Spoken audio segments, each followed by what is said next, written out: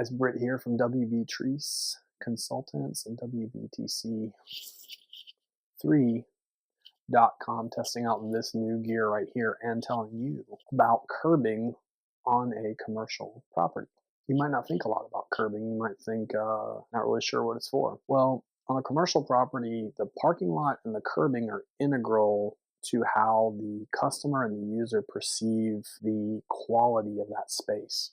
So if your curbs are smashed up, they're dented up from big trucks coming through just from years of use, we put them on a 10-year table and tell clients to replace them actually every 25 years. So we give you a picture of 10 years, but the replacement schedule is actually over 25 years. Take a look at these photos of curbs that we've inspected over the years. You're going to see cracks, you're going to see damage, you're going to see a property that needs that extra bit of TLC, that extra bit of upkeep, so that when your new clients and your customers and your users, your renters, whatever it may be, come into that property, they're excited to be there. They don't think it looks like a trash heap. So check out curbs on WBTC3.com and call us for all of your commercial due diligence needs. Thanks again.